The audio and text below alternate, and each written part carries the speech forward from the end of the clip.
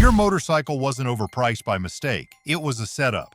Dealers hid fees, faked scarcity, and trapped riders in crushing loans. Now the system's breaking. Bikes won't sell, riders won't buy. And by the end of this video, you'll realize this wasn't just a scam. It was personal. Sticker shock and the fear game. Before the pandemic, a new motorcycle still meant freedom. The sticker on the tank wasn't cheap, but it was something a working rider could plan for. Maybe it took a year of saving, maybe a solid credit score, but the math made sense.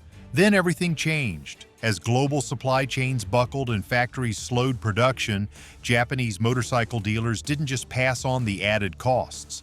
They saw an opportunity. Prices didn't just rise, they exploded. And instead of blaming manufacturers or inflation, dealerships invented a new excuse: the market adjustment. That term, market adjustment, became a euphemism for price gouging. A $10,000 motorcycle suddenly listed for $12,000 or more with no explanation other than supply is low. Riders were told that if they didn't act fast, someone else would snatch it up. The pressure wasn't subtle. Bikes were marked as limited availability or low inventory. Sales staff leaned hard on scarcity psychology, suggesting that global events made every purchase urgent and every hesitation dangerous. In truth, many of those bikes weren't even in demand. But the myth of shortage allowed dealers to rewrite pricing expectations, turning inflated costs into a new normal. It didn't stop at fear, it became routine. Riders stopped asking, "Why is this bike $3,000 more than it was last year?" and started asking, "How do I get one before they're gone?" That's how you shift a market, not by negotiation, but by fear. By the time riders realized the truth, they weren't questioning the price, they were racing to beat the next increase. And dealerships were more than happy to keep them running in circles. But riders are observant. And when they started comparing notes, the entire system began to crack. Quietly, but permanently. If you liked this video so far, don't forget to like, subscribe, and leave your thoughts in the comments below. The moment riders walked away, the revolution didn't start with a boycott, it started with hesitation. Riders began to stall. Some walked in and didn't sign. Others got cold feet and backed out mid-negotiation. Many stopped visiting dealerships entirely. No press releases, no outrage. Just an eerie, growing silence that dealership staff couldn't explain. Sales slowed. Floor traffic disappeared. Bikes stayed parked under showroom lights month after month. The illusion of scarcity began to unravel, and so did the illusion of demand. Online forums lit up with stories. Riders compared contracts, shared warnings, and posted images of hidden fees. YouTube reviews grew bolder, calling out dealers by name. Suddenly, the narrative wasn't about a shortage, it was about exploitation. Buyers shifted to used bikes. Craigslist, Facebook Marketplace, and direct peer-to-peer sales exploded in volume. Riders started trading among themselves, trusting strangers more than corporate sales teams. The break wasn't just financial, it was emotional. Riding a motorcycle is about control, about personal freedom. What riders felt in those showrooms wasn't empowerment. It was pressure, confusion, betrayal. The magic was gone. The trust was gone. And for many, the entire experience turned sour before the engine even started. What began as sticker shock evolved into a full-scale buyer rebellion.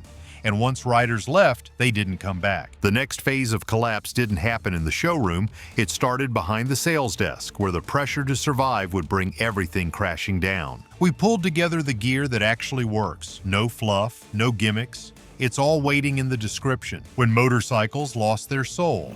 The ride used to connect you to the road. Now it just connects to Wi-Fi. Somewhere between carburetors and cornering ABS, something went missing, and riders feel it every time they start their engines. Motorcycles were once raw and mechanical. You twisted the throttle, you felt it in your chest, you adjusted the clutch, tuned the carbs, and knew every tick of the machine like a heartbeat. But today's bikes, they're bloated with tech, software, and layers of automation that have nothing to do with the spirit of riding. Modern motorcycles now come standard with ride modes, adaptive cruise control, semi-active suspension, traction control algorithms, Bluetooth dashboards, mobile app pairing, tire pressure sensors, and even touchscreens. On paper, it sounds impressive. In the real world, it's suffocating. Riders no longer interact with their machines, they navigate software menus. And when something goes wrong, you no longer pop the seat and pull a wrench. You call the dealer, schedule diagnostics, and pray it's not a software lock. That dependence on dealership tools is by design. Manufacturers want you locked into their ecosystem. Routine maintenance often requires proprietary devices, digital keys, and brand-specific code readers. What was once a garage ritual is now an appointment with a service department. Riders are being turned into users, bikers into subscribers. The soul of riding, the visceral connection between man and machine, is being replaced by a cold, disconnected interface. And for many, that loss isn't worth the horsepower gain. But while dealerships doubled down on tech, riders quietly looked elsewhere. And what they found was the exact opposite of everything corporate had planned. These stories don't come from press kits. They come from shop floors, rider forums, and mechanics who've had enough. If that's the kind of truth you want more of, subscribing helps us keep the pressure on. Craigslist rebellion and the rise of peer-to-peer trust. The new showroom has no lights, no tricks, and no markups. It's your neighbor's garage. As dealerships pushed complexity, riders pushed back by embracing something radically different: simplicity. Across America, the used motorcycle market has exploded. Craigslist listings, Facebook groups, forum marketplaces. Private sales are no longer a fringe activity. They are the new mainstream. Why? Because used bikes offer what new ones no longer can: control, honesty, and mechanical purity. These are machines from a time before electronics invaded every ride. They don't have ride modes, they don't come with apps, they start with a key, not a software handshake. Riders trust these bikes because they were built when motorcycles were machines, not platforms. You can wrench on them, you can understand them, and most importantly, you can buy them without a contract, without hidden fees, and without being lied to about demand. Private sales have reshaped the buying experience entirely. There's no finance manager, no dealer prep fee, no paint protection package you never asked for. Just a handshake, cash, and a clean title. Riders are doing business with each other, not because it's cheaper, but because it's honest. And honesty in this industry has become priceless. Dealers never saw this shift coming. While they rehearsed closing tactics and padded their prices, riders were building their own parallel economy, one built on trust, not pressure, on value, not volume. And with every direct sale, another customer left the dealership system for good. But it wasn't just about the deals, it was about the people. And the one group that defined American motorcycling, they're disappearing fast. Goodbye, boomers, hello void. The generation that built the culture is parking their bikes for good, and no one's stepping up. For decades, baby boomers were the beating heart of the motorcycle world. They filled the roads with chrome, packed bike rallies from Sturgis to Daytona, and turned brands like Harley-Davidson and Yamaha into household names. They didn't just ride, they built clubs, forums, communities, and an entire lifestyle. But now they are aging out. Health, insurance, and family responsibilities are ending the riding era for millions. As they retire from the road, dealerships are feeling the fallout. Showrooms once filled with loyal buyers are now echo chambers of silence. The bikes they once cherished are sitting unsold. The brands they supported for 40 years are scrambling to find replacements. And failing. Why? Because millennials and Generation Z are not coming. They face a different world entirely. Student debt, rising rent, stagnant wages. For them, dropping $20,000 on a motorcycle is not a rite of passage. It's financial suicide. Motorcycles are no longer a dream. They're a luxury. Culturally, the gap is even wider. Younger riders don't connect with the leather and patch aesthetic. Ride-sharing, remote work, and urban living have transformed how they think about transportation. Many don't even bother getting licenses. What motorcycles once represented, rebellion, freedom, escape, has been replaced with algorithms, apps, and convenience. Dealers built their model around a generation that is now gone. And instead of adapting, they clung to the past. Now, they are staring at a demographic cliff and pretending it's not there. But denial won't stop what's already happening on their floors. Showrooms full of dust, not demand. It took years to build the illusion of exclusivity. It took months to destroy it. For most of the 2010s, motorcycle dealerships thrived on scarcity marketing. Limited stock, long wait lists. Better buy it now before it's gone. It worked until it didn't, because when the supply chain stabilized and inventory returned, something strange happened. Demand disappeared. Dealers had prepared for a sales surge. What they got instead was silence. Bikes that once sold in days sat untouched for months. Models advertised as rare were suddenly everywhere. And buyers, wiser, more cautious, and still bruised from pandemic-era pricing, stayed away. Floor plans, the loans dealers used to finance inventory, began to swell. Many found themselves tens of thousands of dollars deep in unsold bikes. The same machines they marked up 2 years ago were now liabilities collecting dust. In some cases, dealers even refused new shipments. They simply couldn't afford to take more bikes they knew would not move. That's not speculation. It's happening now, in cities and rural towns alike. From Los Angeles to Tulsa to Jacksonville, dealerships are watching their showrooms rot with overstock. And the mystique they spent years building, gone. Buyers walk in, see the same lineup week after week, and realize the game is up. There's no rush, no scarcity, no urgency. The showroom floor no longer inspires excitement. It inspires hesitation. Riders know the price is inflated. They know the demand is fake. And now that they've found alternatives, they're not coming back. The illusion has shattered, and nothing the dealer says can glue it back together. Desperation behind the sales desk. Inside the dealership, the collapse doesn't start with inventory. It starts with pressure. As motorcycles pile up and foot traffic dries out, management leans harder on the sales team. The slogans plastered on training binders. Find the right fit for every rider. Build long-term relationships. Get shoved aside. In their place, a single directive: move the metal. Veteran salespeople, once proud to match riders with machines that fit their soul, now find themselves micromanaged into closing tactics they once warned rookies to avoid. Some quit, some burn out, and the ones who stay, they adapt. They shift from guide to hunter, from expert to extractor. Finance managers are no longer just handling paperwork, they're driving revenue. Each customer that walks in becomes a target for add-ons, loan extensions, rate hikes, and bundles. The finance office, once seen as the final step in a smooth experience, has turned into a profit factory. Buyers get lured into payment-friendly plans that stretch across 7 years with rates that climb above 10%. Add a tire warranty. Add a prepaid maintenance plan. Throw in theft protection, paint coating, service fees. It is not about helping the rider anymore. It is about maximizing yield per signature. The human side of the dealership is dying, replaced by spreadsheets and desperation. As the sales team gets squeezed, the atmosphere turns toxic.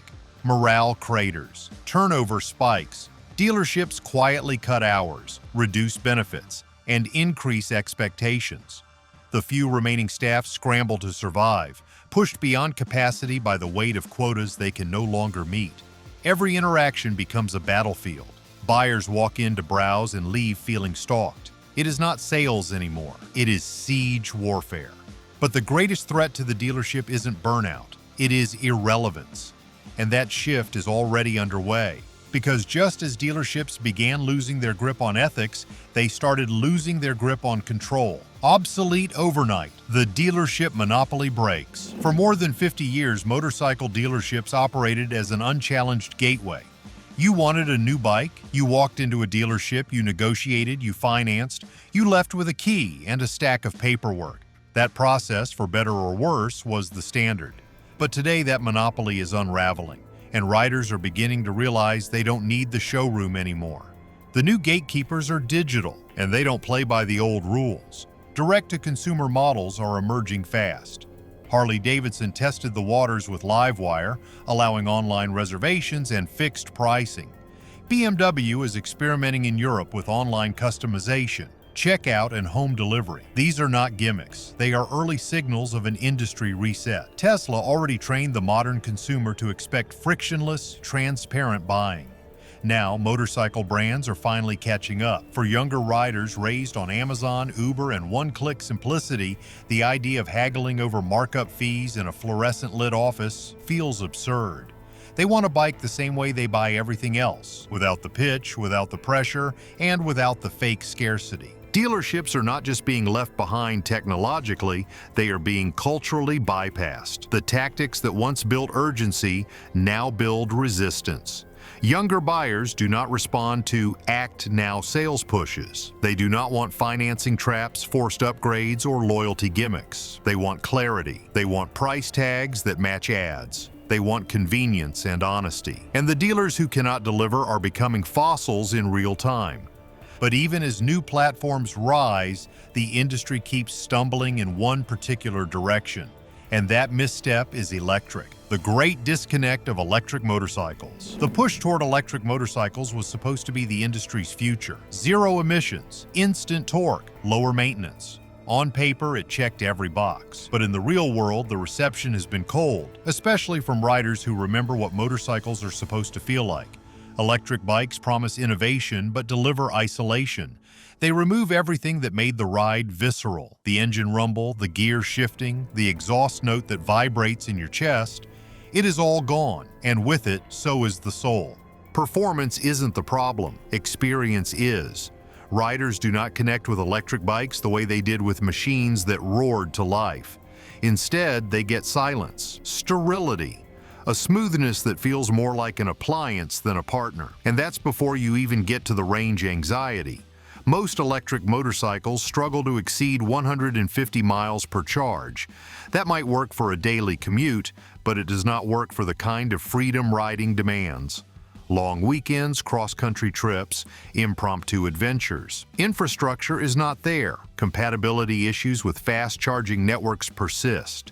And worst of all, dealerships continue to push these machines as the future without listening to what riders are actually saying. Then comes the price. $25,000 for an electric bike that can't match the range or spirit of a 15-year-old V-twin? Riders aren't interested, not because they fear change, but because they feel insulted. The marketing doesn't help either. Electric bikes are advertised like smartphones, sleek, efficient, and socially progressive. But they forget the rebellion, they forget the freedom, they forget the dirt, the grit, the wind. And riders know the difference. The disconnect is growing. But it's not just about tech, it's about culture. And that culture is disappearing fast. No new riders, no culture, no future. Motorcycling has always been bigger than the machine. It was culture, it was identity, it was rebellion, family, movement. But that foundation is crumbling, and the numbers prove it. Event attendance has plummeted. Rallies that once drew tens of thousands now barely scrape together a crowd. Riding clubs are dissolving. The torch is not being passed, it is being dropped. And the next generation, they're not even showing up to pick it up. Millennials and Generation Z are saddled with debt, squeezed by rent, and wary of long-term financial commitments. To them, a motorcycle is not an aspiration. It is a luxury. $20,000 for a recreational machine? It is unthinkable. Combine that with rising insurance costs, urban zoning restrictions, and shrinking garage space, and the barriers stack up fast. Even those who want to ride are told implicitly or explicitly that it's out of reach. But it is not just economic, it is cultural. Today's youth grew up in a world of ride-sharing, delivery apps, and gig mobility. They do not associate driving or riding with identity. They associate it with inconvenience. The long-standing romanticism of the open road has been replaced by convenience, subscription models, and digital escapism. Riders are no longer born into a tribe. They scroll past it. And this isn't just a phase, it is a demographic cliff. If the industry cannot recruit and retain new riders through affordability, accessibility, and cultural relevance, it will not survive.